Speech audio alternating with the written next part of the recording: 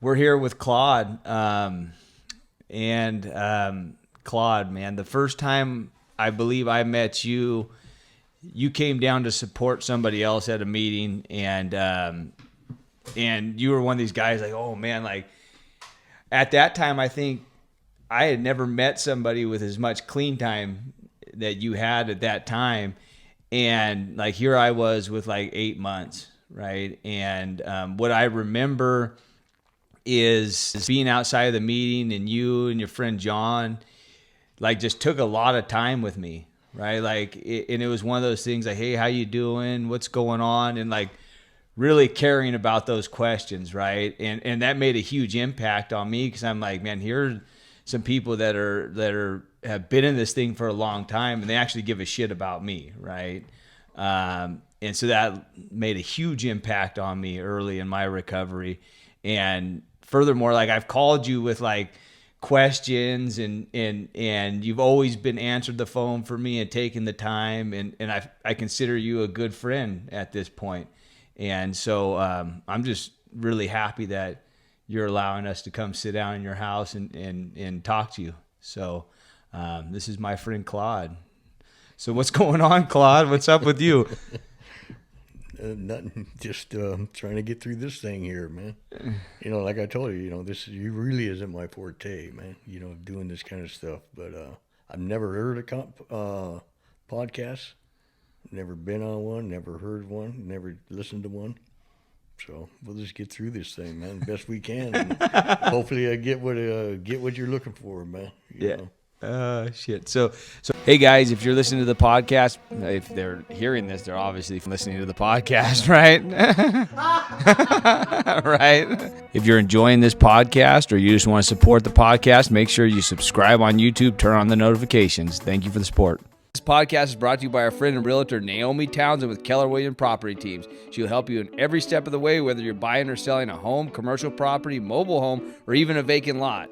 In the last few years, she's helped hundreds of families buy their dream homes in the Central Valley, Bay Area, Monterey, and even the Sacramento area. Check her Zillow profile, where she has a perfect 5-star ranking. She is also bilingual in Spanish. In 2021, she was in the national top 2 in her brokerage. Please, guys, check out her Instagram, Sold by Naomi, or reach out to her at 408-623-1414. All the links are in the bio. Remember, guys, support those who support us. This podcast is brought to you by our friends at Sorensen's Ace Hardware, located at 402 Washington Avenue in Los Banos, proudly serving the community since 1947. Please check out our friend at Sorensen's for all your hardware needs. Come on, guys, support those who support us. Thanks, Sorensen's. Sorensen's also has a Modesto location located at 1433 Coffee Road. Modesto, true value for all your hardware needs. For all of our people out in the Modesto area, please support those who support us. Thank you. You gotta get uncomfortable, get comfortable. There's some help. It ain't on the way. It's already waiting for you. This little pill right here could take over your life. And I found that out the hard way. Mission statement of this podcast: highlight stories of people that I've met in my journey in recovery. Shit. So what's your clean date, Claude? July 20th, 1976. Wow. Yeah. So how many years is that? Because I suck at math. 120 right now, years? I got 46 right now. 46 years. Yeah, 46. Yeah, 46, that's something. Man. So like what does that mean to you? It's it means like more to other people than it does to me, and I don't mean that in a bad way.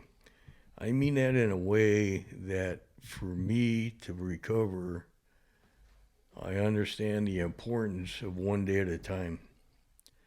So if I start looking at look what I got, that's just my ego. And I've seen too many people go back out after being clean a long time, because they forget where they come from. And, when I live this life of recovery, the thing that I strive for is freedom. I remember when I got here, people used to talk about after you do some work on yourself and you get to a certain point, I'm involved in the 12-step program. So I used to hear people talk about, after you get through the first 9 steps, after you work through 9, you will walk through the golden arch of freedom. And I didn't have a clue what that was, didn't know what it meant, and it sounded attractive to me, man. It just sounded good to me. I didn't know what it was, but it just really sounded good. And then, so now, all these years later, that's the most important thing to me. You know what? I've figured out that for me to stay around and stay in recovery, I need to be happy. I need to laugh. I need to be free. And that's what it's all about for me. And that's what it means to me, is being free of self, because that's what, the 12 steps are designed for, is to, come to believe in a power greater than ourselves, whatever that may be for anybody. And that's one of the beauties that I like, is like, it's for whatever you want it to be.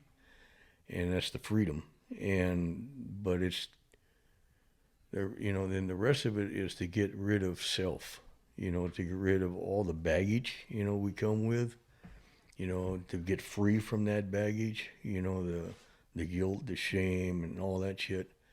And then so we don't have to carry that stuff no more. And that's why there's certain things I do now that really has nothing to do that, I didn't read it or anything like that, but for that freedom, it's just, it's for me to stay around and have a good life, I got to be free within myself. And so I do little shit. You always hear about the big stuff, of what to do, and all that kind of stuff, and how to work this and how to work that, and how to, survive this and survive that. But, and turn it over and allow, a power to get over it. But, I go, I'm not trying to be a Boy Scout, but when I go to the grocery store, I put the shopping cart back where it belongs when I'm done with it. And the only reason I do that is because that shopping cart ain't going to talk to me when I leave. And clutter up my head with unnecessary shit. Same thing about throwing something out of the car window. Just don't do it, because that thing's going to talk to me when and so, you're not supposed to do that kind of shit, but it's like, not trying to be perfect, but it's just, I don't want the shit talking to me later. Right. That's my thing, man. I don't want the shit. I just want to be free. I want to be, be as free as I can be, man. Well, it's funny you said that, because you could judge a lot about somebody's character by what they do with their shopping cart after. I swear to God. It's true. It is true. Yeah, I swear to God, because I make a point to do that too. When I see somebody just put it right there in another parking spot, I'm like, that's an inconsiderate person right there. Yeah. I might motherfuck somebody over what they do with their shopping cart. Yeah, that's the other half of it, man. I can't be judging other people, man. I'm doing it for me. You know what I mean? Yeah, I could judge them, and and I see it. It's obvious, but shit, it's kind of tough to throw rocks when we live in a glass house, man. Right.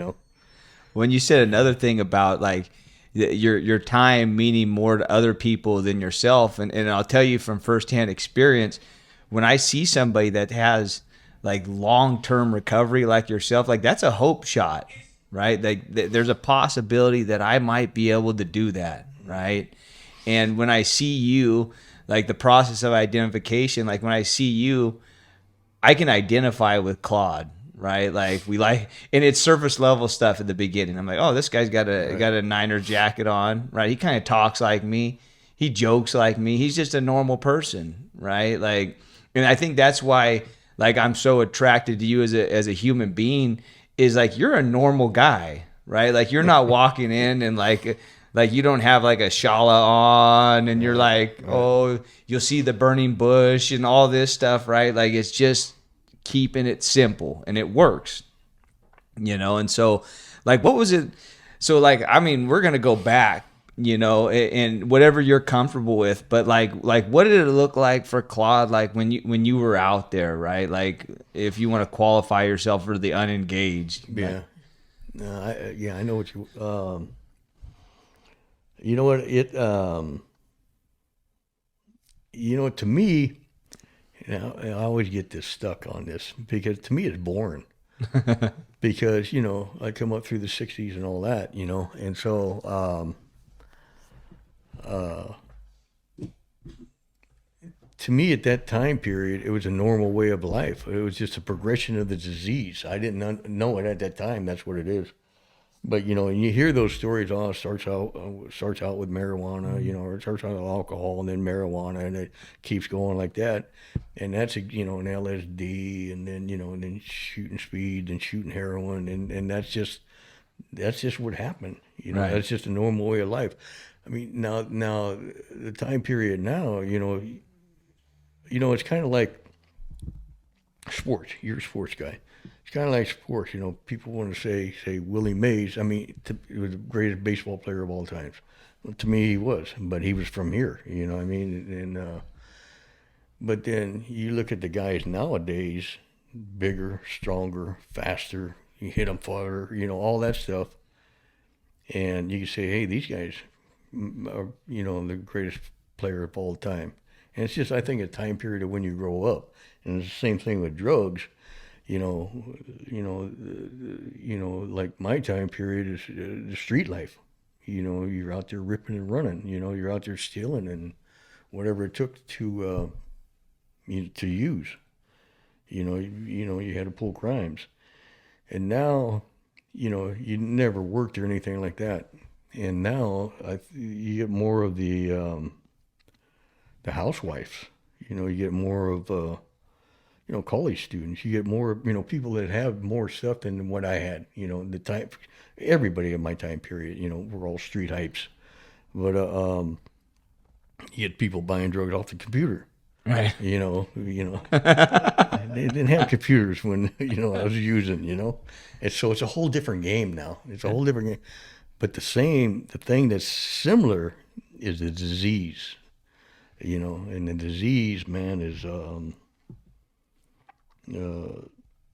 pretty much something that interferes in your life, and you lose the capacity to say no. Right. And I think one of the best things is now, I mean, I can see it now, like, you hear about, when at the end of the road, we can no longer live with or without.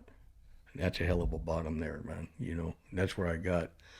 But I mean, I did just use the normal way of life. I mean, just I had 3 older brothers, and everybody, was just taking turns of going to juvenile hall, YA, that normal kind of, to me it was normal. Right. I mean, to other people it ain't normal, but that's the way my family life was, man. And my dad was an alcoholic, and I so consequently, I grew up embarrassed of all that stuff. And so I never brought friends over, to my house or anything like that. And then then plus having 3 older brothers, and everybody, doing their thing, you learn early on, way before you even learn about drugs and alcohol, not to tell. So, you get your ass kicked. You're the little brother, you don't tell, you get your ass kicked. So, being that shame and guilt, growing up like that, man, and not to tell, when I get to recovery, it's kind of hard to tell on myself, Right. Because when I come in, I wasn't whispering to a dead dog, and I just, and to this day, I just I told you, man, I have a hard time, doing this kind of stuff. Because I don't like telling on myself, but the thing about recovery is like you make progress, not perfection. And that's what I got to look at. Right.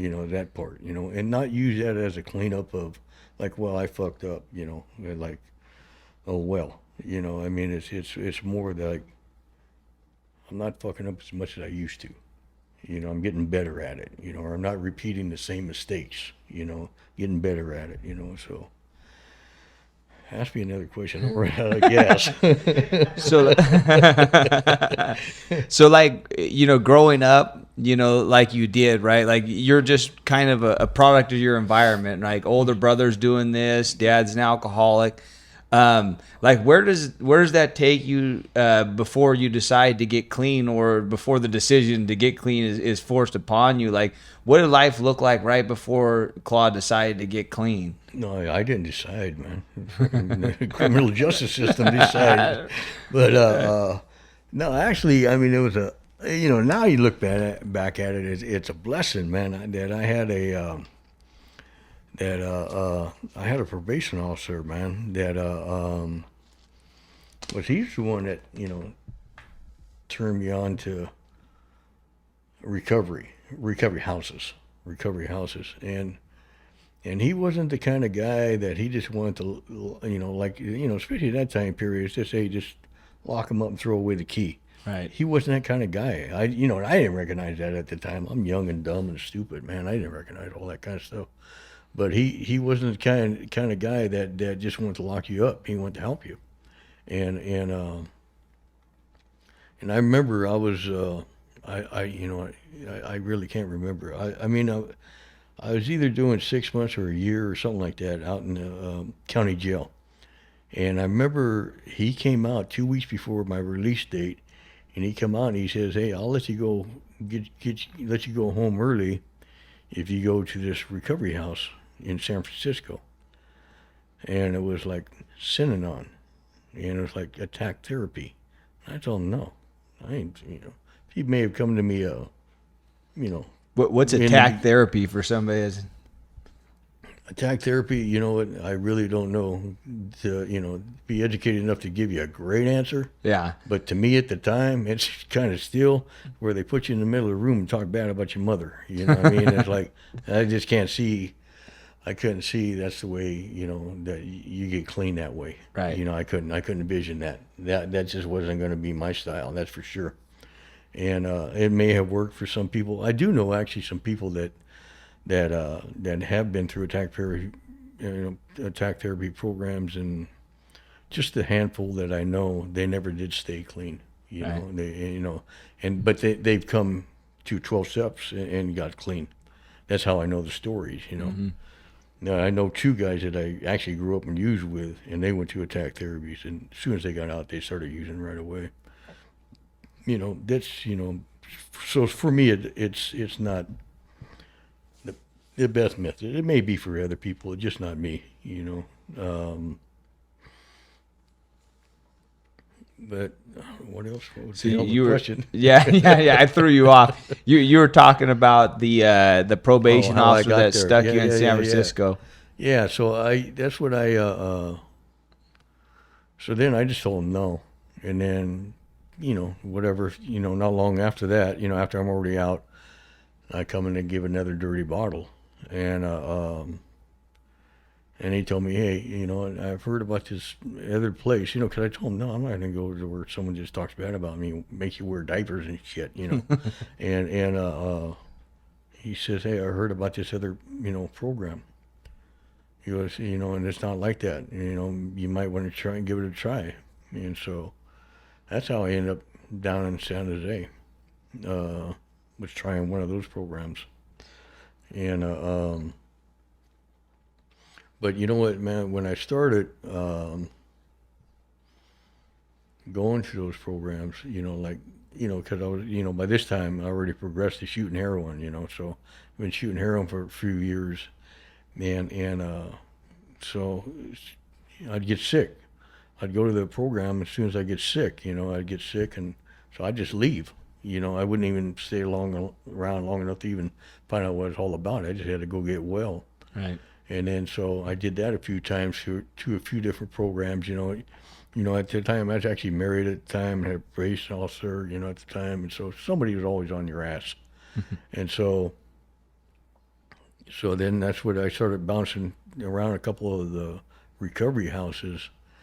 And then one time I screwed up and I stayed 30 days, and I loved it. And I didn't know, I didn't recognize that I loved it.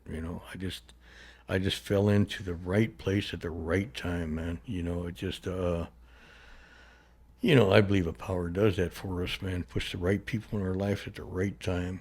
But, and I remember I stayed at that place 30 days, and this one guy from my hometown says, "Want to get some beer?"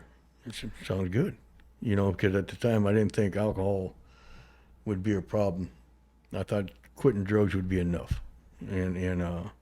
So, long story short, he got kicked out that day, for drinking.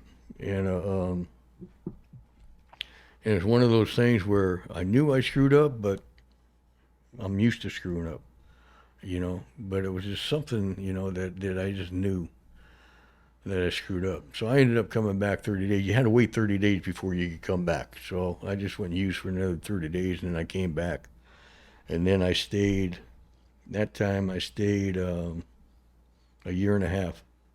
I'm not in the recovery house, but I stayed clean for a year and a half. And I ended up working there, actually. And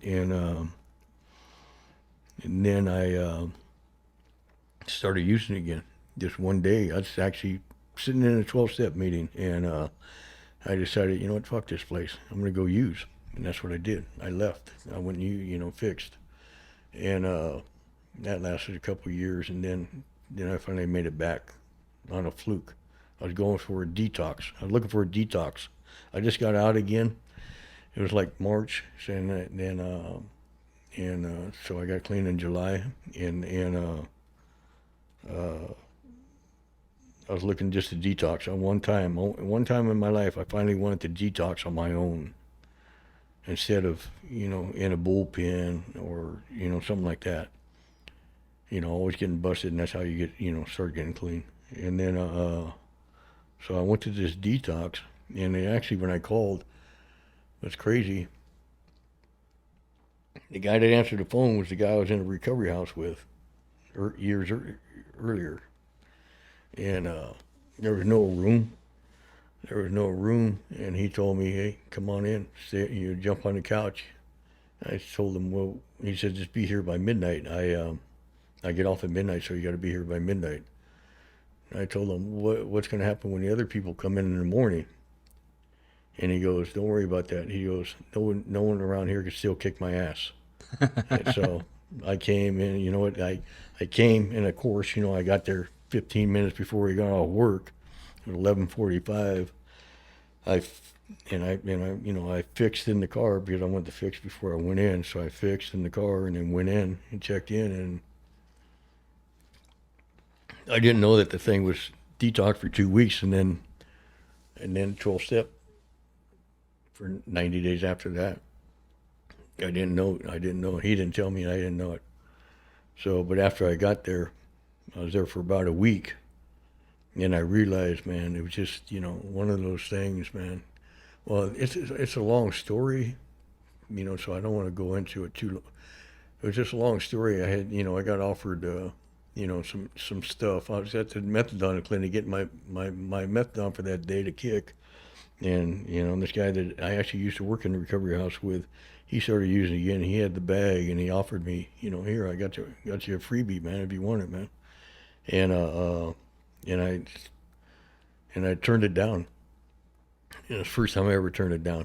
And it was the first time that I ever thought 2 steps ahead.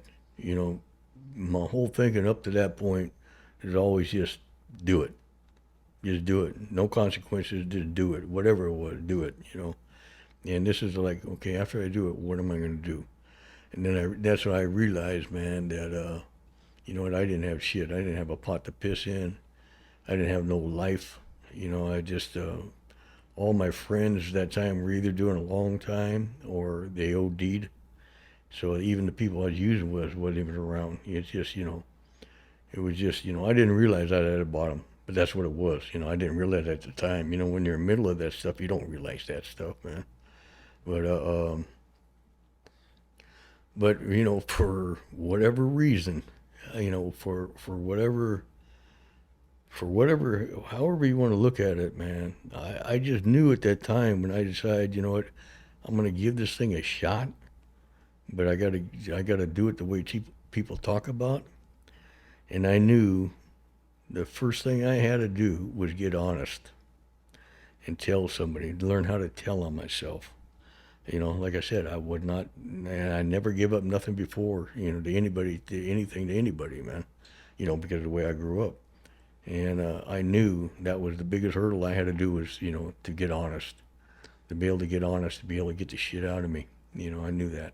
And what a huge thing, right? Like, it sounds like a small thing because you just said it in jest, but like the first time turning down a fix. Mm-hmm. So, I mean, like, and you say it's just kind of like the cycle. You're just kind of going through the motions. Right. But, like, now you realize how big that is, you know, for somebody in their active addiction. And, like, do you know, like, can you even pinpoint, like, the change in Claude from the point of, like, always being forced into these recovery centers, being forced, and then voluntarily wanting to go make an active change in your life? Like, You know, I don't know if force is the right word, but I mean, yeah, you got somebody on your ass the whole time, but deep down, you know. yeah. But at the time, I didn't know how to recognize. I know, you know. We get, you know, even though we got to live with the disease of addiction. You know, there's a thing inside of us, you know, that voice, that, you know, the conscience, that we know right and from wrong, you know, and probably at bottom, but, you know, I was more at the bottom than I realized, you know, that's the thing about the disease, is that whether you want to or not, you got to go use. It's just the way it is. That's the disease, man. Whether you want to use that day or not want to use that day, you got to go use. That's just the disease. You lose the capacity to say no. You know, and I think all that stuff is in there, but it's just we don't know how to recognize it, man. And that's where the value of other people come in. Right. You know, to recognize that kind of shit, man. You know, and help us recognize that stuff, man. You know. Yeah, because I can identify knowing I'm doing wrong, going down the road, but just it's like all gas, no brakes, you know, and it's like only an intervention from my higher power is going to stop me. And whether I recognize my higher power or not at the time, it was my higher power. Yep. It came in the form of my wife telling me that she didn't want to fucking look at me no more, right? And take everything that I cared about, but that was my higher power working in my life. So, like, what does early recovery look like for Claude, right? Like, so now this thing's going to stick. You didn't know it was going to stick. But, like, what does early recovery look like for you? Well, you know what I believe? I believe you get here when you're supposed to get here. Right. I really believe that, man. Because the right people are here for you at that time. And like we were talking earlier about the difference in time periods, you know, today compared to when I got here, things were a lot different. You know, things were a lot different. Things were smaller. Things were more, you know, it was more close. It was more, you know, like you couldn't do shit without somebody already knowing it. You know, you just couldn't get away with nothing, or you couldn't get away with much. But so it was a little, for me, it was easier to be free, you know, a little freer. You know, I don't know. You know, there's not a right or wrong about it, man. But just, you know, for me to, the thing about the people that were here when I got here, they allowed you to make mistakes. You know, the worse you were, the more they loved you. That's what I'm trying to say, man. You know, they allowed you to make mistakes. You know, they didn't judge you. You know, they laughed at your ass. You know, And so that was, perfect for me, man, because it took baby steps, baby steps, baby steps for me to open up and even tell them myself, because I was so ashamed, of everything. And then, you know what? After I started opening up, I come to find out whatever I've done ain't shit. It ain't shit. It ain't nothing, and other people's already done it. And it ain't the end of the world. But in my head, that's the way I made it out to be. But getting clean, and you got to remember too. Then, there wasn't a lot of literature at the time.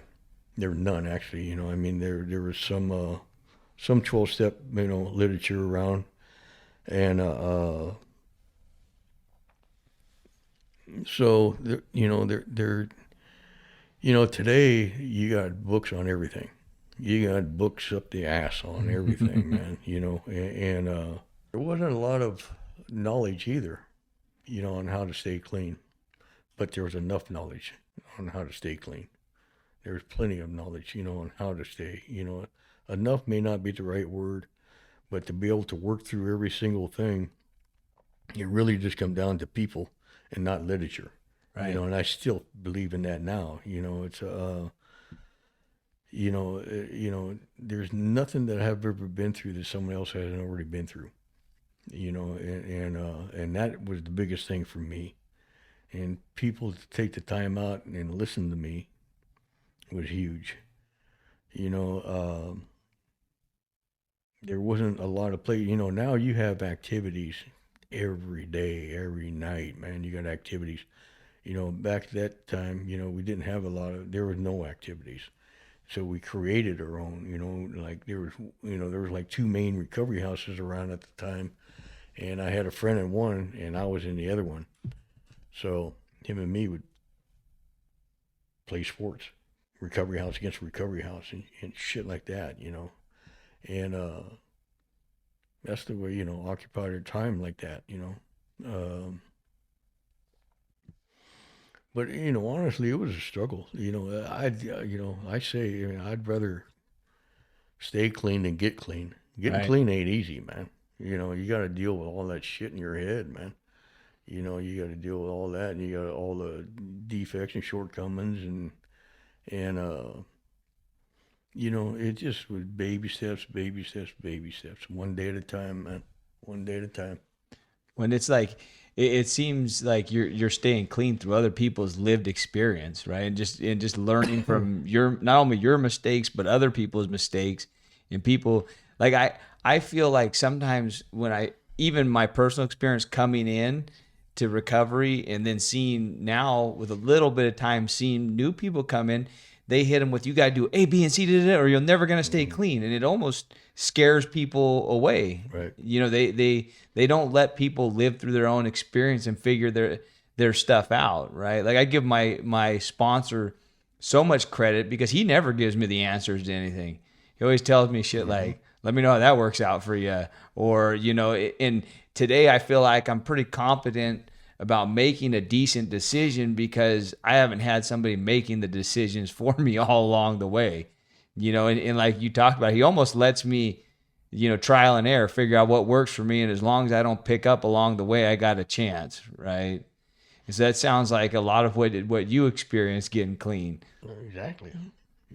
You know what, where people come in the best for me, is that it allows me that they've already felt that way. They've already been that, and it's like, it's not the end of the world. You're okay. You're okay. It's not, you ain't dog shit. Right. Just because you think this way, because, you're doing this, you're not a piece of shit. But then this is what they done. It's not like, hey, this is what you got to do. Yeah, just like you were saying, man. That's what the guys I sponsor now, I don't tell them what to do. I sponsor guys, man. They all got a long time clean. A couple guys got 39 years. A guy got 31 years. I think 17, 36, whatever, right? So they know what to do. So I never have to tell them what to do, but, just to get it out and hear yourself sometimes is the best thing there is, and then like, hey, you go do what you do, go do what you got to do, man. And that's what my sponsor always, and actually, for me, man, because when I got clean, okay, my sponsor, the guy I asked to be my sponsor, he had a year, and he wasn't sponsoring anybody. So he was learning how to be a sponsor. He was learning how to get clean. He was learning how to be a sponsor. I was learning how to be a sponsee, and trying to learn how to get clean. So we were both learning at the same time. We were both learning at the same time, and everything I kind of learned around here, man, is like, okay, I start out here screwed up, but then I end up going all the way over here to try and correct it to be able to get to the middle. Right. Like, I mean, there's so many examples. Say people pleasing. I remember, man, I couldn't say no to anybody around here. See, and that's another thing about being new. You're stuck between having no compassion and wanting to please everybody, and like, and I just, told everybody, yeah, I got to ask something, yeah, yeah. I just told everybody, yeah. A guy, hey, tune up my car? Yeah. I didn't have a clue. I still ain't got to know how to tune up a car. I didn't know about gapping points or, there were points back then, so that tells you how long ago it was, gapping spark plugs and shit. And I didn't know nothing about none of that shit. The car didn't run. You had to get somebody else to come and fix it. And just, like I was supposed to be in two places at once. I was just doing that. My sponsor told me, he goes, hey, man, you need to learn how to say no. So I started just telling everybody no. Okay, this is my sponsor told me to do this. This is what I'm going to do. Because, I was so afraid of getting loaded. I did everything I was told. Because I knew, I don't know why, I felt like this was my only shot. And I just felt like if I didn't do what I was told, and I made that commitment to myself to do everything I was told to do, whether it made sense to me or not. And so finally I just started telling everybody no. No, whatever I was asked, I just said no. and then I was sitting in a meeting one night. I lit a cigarette. And the guy next to me goes, "Hey, you got a match?" I told him no. And I was sitting there, and I'm like, "You're a dick," and like, oh, hey, I'm surprised the guy didn't slap me, And I'm like, man, you're such a dick now, man, So that's what it took me from one end to the other end to get to the middle. Right. To get some kind of balance in there, man. So that's just, some of the stuff, you struggle through being new, you just got to work through that shit, man. But it takes a while, and it takes people around you to let you make those mistakes and be stupid, What I can identify, because when I went to treatment, I was so lost and broken, and I went to this Christian program, and the first time my sister picked me up, I'm like, here, let me put on this song that I really like now. And I like metal music, and then I put on this Christian song, and she's like, what the fuck is going on with you, right? And then so I get it, right? Like I had to go so far over to this other extreme just to find myself in the middle somewhere. So I get it, Yeah. And I really like your approach to stuff, because I've called you with stuff before, and like I was just perplexed about some certain situation going on in my life, and I was overcomplicating it, and I was making it so huge, and you just helped me find myself right back to the center and just make a simple decision, right? And with our personalities, we could take the smallest things and blow them up into the biggest problems in the world when it's really just that simple, right? And I think that's a lot of the part is like a lot of people want to take a problem and make you go over here, like a trying to find a treasure map, and you got to go over here and over here and over here and over here just to get right here. Mm-hmm. And it's pretty fucking simple if you just get this out of the way. See, that's where, like you say, like what the time means to me. That's where the time means to me more of like to keep it simple and keep it one day at a time. That's what it has done for me, to keep, to realize, we only got control over so much. we only got control over two things: our attitude and our actions, and that's it. And to live in that world, accept that and live in that world, it slows everything else down. And it's like, ain't shit we can do about it anyway, man. It just, that's just the way it is. There ain't nothing we can do about it, man. And except corkscrew ourselves into the ground. So that's where we're being clean for a long time. It helps.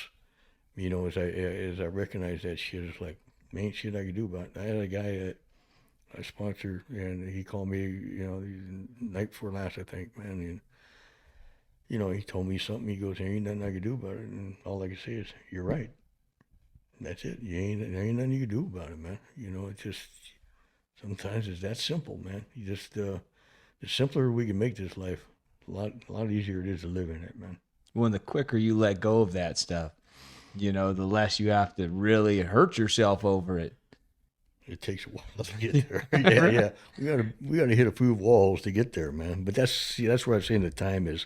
See, the difference is, and before, like, I didn't know this thing would work for me.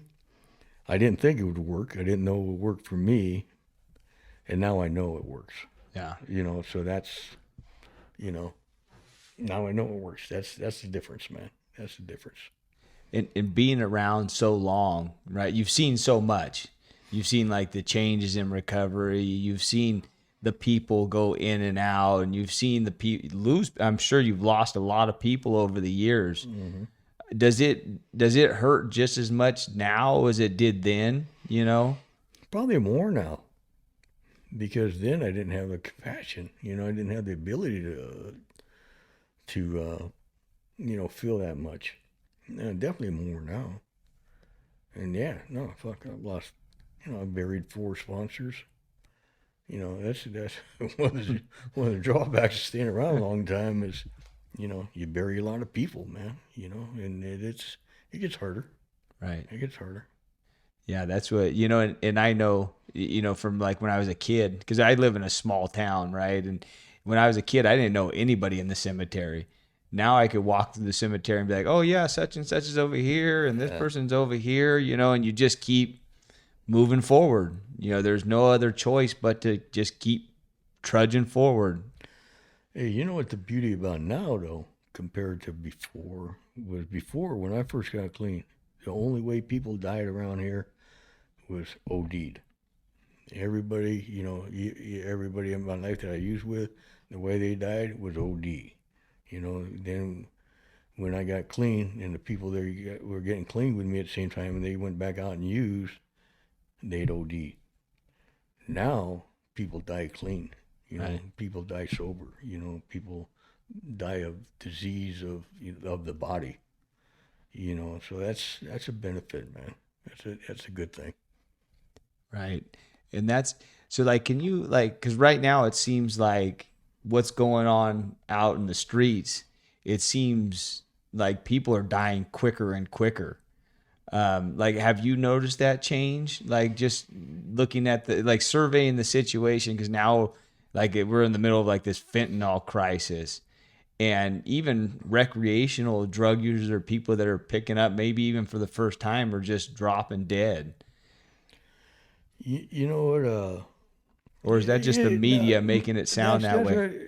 Not making it sound that way. It is that way, but the media didn't cover it like it used, like in, earlier days. The media didn't cover it then, the way it does now. Nothing's covered the way it is now. Now everything's under a microscope. Yeah, you fart, it's on the 10 o'clock news. Yeah, exactly, man. But I'm sure more people do die now because it's more, like I said, when I got clean, it was more street hypes. It was a whole different, the 60s changed a lot. It changed the world in a lot of ways. And it was just more street dope fiends, but now, like I said, man, it's, it's housewives now. Hey, it's doctors, it's lawyers, it's, high executives in electronic companies. It's not, the everyday scurvy bastard anymore, man. It affects all walks of life, anesthesiologists, man. I sat in the rooms with a lot of different professions, man. And some of them were like, fuck, I'm glad that guy didn't operate on me, you know. I used to sit across from an anesthesiologist, and he would talk about, man, how drunk he was in the goddamn room. I'm like, holy shit, man. Yeah, I'm not a fan of anesthesiologists right now. Right. Yeah. But no, it's a different world now, man. It's a different world now. But, you know, everything is designer drugs now too, you know, so they're way more potent. And you know, I forget what the hell they say, man, about what fentanyl is compared to like heroin is, like 50 times stronger or whatever. So, you know, and you know, man, that you can imagine we would take anything. We didn't even know what it was. Somebody handed us a pill, we would take it. You know, someone handed us, you know, a fix, we'd take it. And it's the same thing nowadays, you know, that's part of the disease, man. You just take it. Right. And shit, man, you know, I remember, man, you know, and people don't know what they're giving you. You know, it's not that they're intentionally doing it. They don't know themselves, you know, what the power of it is or whatever. I remember, man, there was this kid I grew up with, man. We were, you know, we played in the streets together, grammar school and everything, man. And I split some LSD with him. This is in the 60s. I split some LSD. We were young, man. I split some, you know, a tab of acid with him, man. And he flipped out. I didn't flip out. He flipped out. And, you know, and his parents knew where he got it from. But we all grew up together, man. It wasn't like they turned me in or anything like that. But he flipped out, you know. I didn't know he was going to flip out. I didn't, you know, give it to him for that. You know, just being a friend, you know. Well, that's what we did when we were in our disease. That's how we expressed our love. It's exactly. like, here, do this with me. Yeah. Right. And I get it, because I had such a hard time identifying, right? Because the fellowship that I come from is a lot smaller, right? It's not huge like the Bay Area or whatnot. And when I was using, like, my drugs came out of a prescription bottle, right? So I had the hardest time identifying. I'm like, man, I'm not like these people, right? And even though I was breaking down those pills and it was pretty much pure heroin, right, what I was doing, I still had that layer of denial that, like, I never shot it, right? Like, I never ended up homeless. Like, I don't qualify, right? And sometimes I still go into that in my head. I'm not that bad, right? You know, and I'm sure, like, it's ran through your mind after 46 years. At some point, you probably thought, well, I'm probably good now. Like what keeps you active in the recovery cycle after so long? I know I'm not good. No, you know, like I was telling you earlier, man, I've seen too many people go back out there. I've seen too many people, you know, and I just seen it. I just seen it too many times. Well, you know, because I relapsed. Like I told you, I was in and out of the recovery house. I was in and out of the program, you know, Chase, and thank God I got back. Right. But and then I've seen people with a lot of time, you know, all phases of time, you know, go back out. I know a guy, and you know, and I've seen people that very first fix OD. I know one guy, I mean, he had 20 years. He went out, got drunk one night, and got in a car wreck and killed somebody. It's just, you know, it's that quick, you know, it just. The disease is cunning, baffling, and powerful, man. You know, I can never let myself get there. You know, I can't. That's why I said the importance of one day at a time. That's why I say that time doesn't mean a lot. You know, because I know the importance of one day at a time. I never want to forget that, man. When it's guys like you that give guys like me hope, right? When I see you with this amount of clean time, I'm like, it is possible for me to live a happy, joyous, free. Because you guys aren't like you guys don't walk in the room like priests, right? You know, it's like these guys are enjoying their lives, right? And they have long stints of recovery. You know, you're talking multiple decades. And so, yeah, you know, your time means a lot to people like myself, especially early in my recovery. When I seen your group walking in, and I think it was a guy you sponsored was chairing the meeting the first time I met you, and you guys are having a good time. It makes it look attractive, you know? So like Like, say somebody's listening to this, Claude, and they're struggling. Like, what would you tell somebody like that? Depending on what their situation is, depending on where they're at. I mean, you definitely got to say, surround yourself with people, Right. and keep coming back, but that's what I mean. I don't know what the situation is, but Well, like, say they're in their active addiction, and they're struggling. They don't think there's a way out. Like, what Yeah. would you tell somebody like that?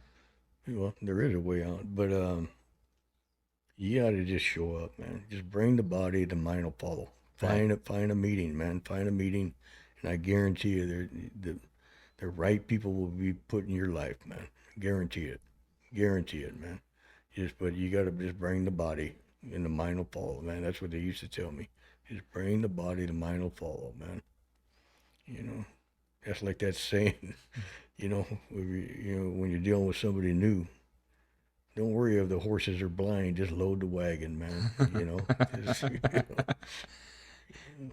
Well, and say there's somebody that's actually in recovery right now, because I can ask you this because you have a lot of perspective, like, and they're struggling, whether it's like, I don't know, they're should I stay or should I go, right? Or like, maybe this thing isn't for me. Like, what would you tell somebody like that? Same thing.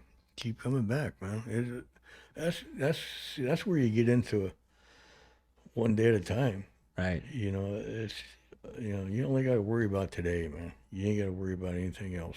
I mean, when you're on that borderline there like that, man, it's like,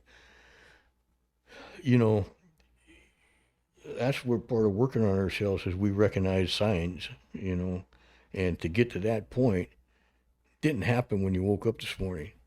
Getting to that point has been, I tell you what sent me out there, and I believe I've watched a lot of people and I've listened to a lot of people come back, is you start setting yourself up ahead of time. You start making sleaze moves ahead of time.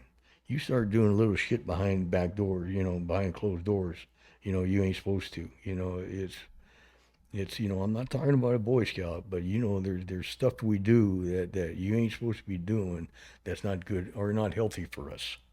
And you just gotta get back in the fold, man. You just gotta, there's so many people be right there, right at any given time, any given day, man. There's places you can even go to, like Lano clubs or places like that, whatever, man. There's, especially if you've been around a while, there's a lot of people, and all you got to do is stick your hand out, man. That's what's happening. You got to stick your hand out as hard as it is. Yeah, thank God we're not all fucked up on the same day, right?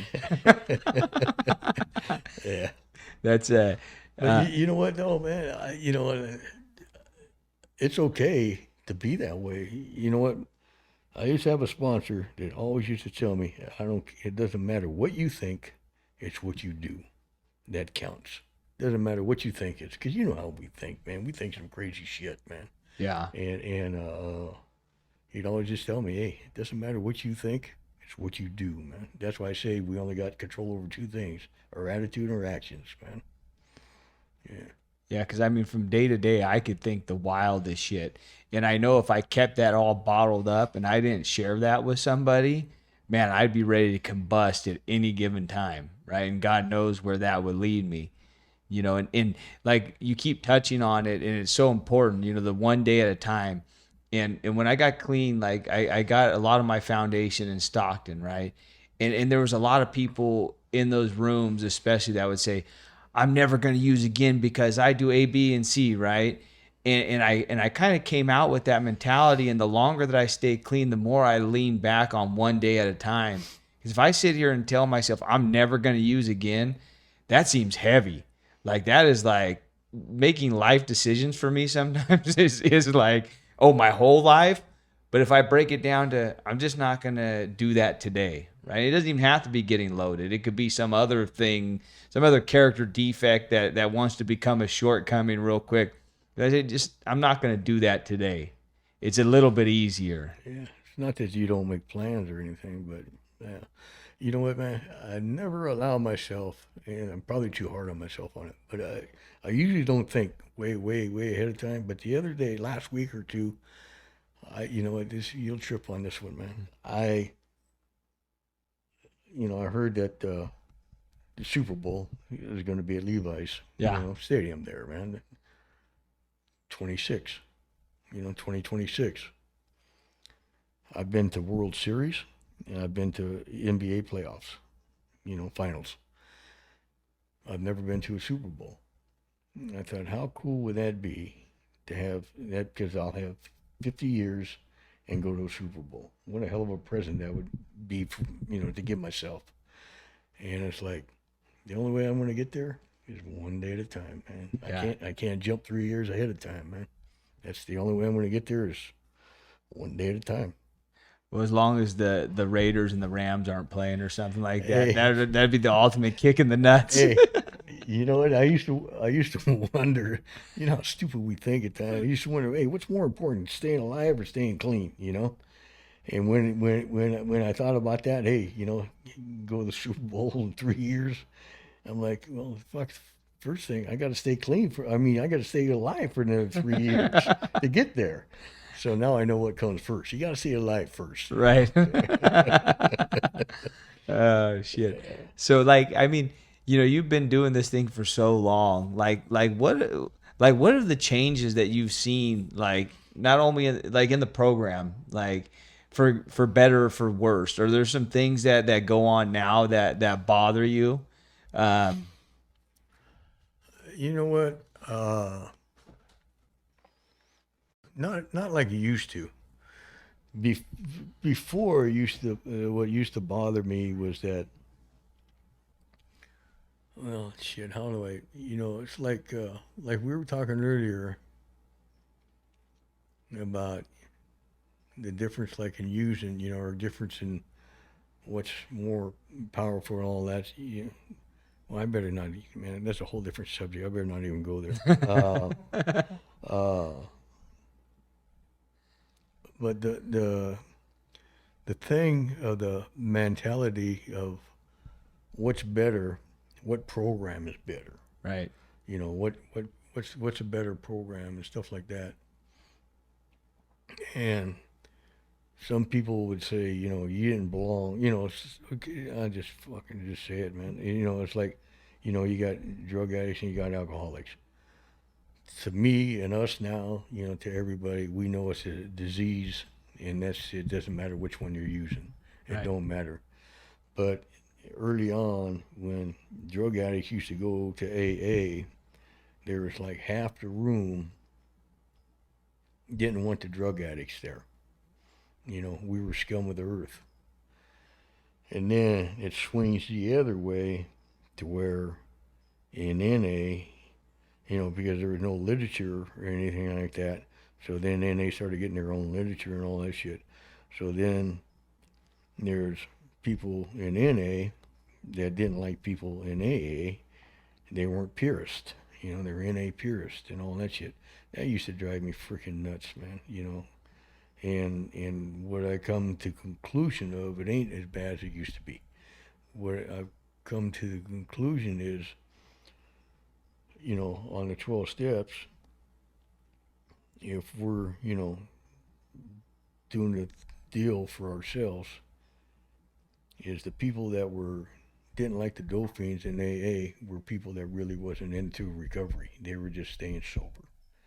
And then the people over in NA, they were just staying clean. They really weren't into recovery, what it takes for long-term recovery. And so that little war used to piss me off, man. But now it don't matter to me, man. It's not as bad as it used to be because the time period Right. of all the, say in AA now, before, say 46 years ago, they were strictly alcoholics. But the alcoholic now is people that have smoked weed, have snorted coke. It's a whole different generation of people in there now. And the same thing in NA too. It's a whole different generation of drug addicts, man. But the whole key for me, and it's for my sanity and my peace of mind, is that, for me, everybody is a child of God. So there's no reason to be even, bickering about shit like that. What's better, what's not better, It's, who's better, who's not better. It's the same thing when I got here. When I got here, everybody was a heroin addict. And then, so if you weren't a heroin addict, you weren't shit. That was the mentality at the time. It is what it is. And like the PCPers started coming, and I was like, nah, they're outsiders. But hey, everybody's a child of God, man. It's no matter what walk of life you are. It's like, I don't want to get into politics or anything, man, but like, like we were talking earlier, man, before we started this stuff, about all this stuff that other countries do to certain types of people. Right. It's crazy, kill them for being an addict, or homosexual or whatever, for me, man, everybody's just a child of God, man. There's no whatever, man. And it takes a while to get there, I'm sure. Oh, hell yeah, it does, man. We all got prejudice when we get it. Especially, you come up in the general, in the criminal justice system, man. It's bred in you to, to be prejudiced. So, you get over that, man. Being here, to get involved in recovery, you realize people are, children of God, man. Yeah. So this program, and I think that's what a lot of people don't understand, is the 12-step program is a lot more than drugs. It only talks about drugs in half of one step, right? Yeah. And the rest of it's all about becoming a better human being. Yeah. And that's what we're striving for every day, one day at a time, is just to be a little bit better than we were the day before. It's just not only drugs, man. Diseases, gambling, food, sex, it's the disease is anything that interferes in your life, and you just lose the capacity to say no. You do it, But yeah, it could be anything. It doesn't have to be just drugs or alcohol, man. So before we wrap it up, Claude, is there anything that we missed, something that you might want to say, or you think we got it all? Man, you got all out of me, man. Well, you got me talking more than anybody, man. Yeah. Well, so the last thing that we always do, and I know how much you love this part, is we always give the person a hug. So you owe me a hug. I know how much you love hugs. You might throw me out of your fucking house. Just get out of here. Oh, shit. We got you stuck. See, that's another thing about being around a long time. You get old. It's hard to move, man. Thanks, Claude. I appreciate you, man. All right, man.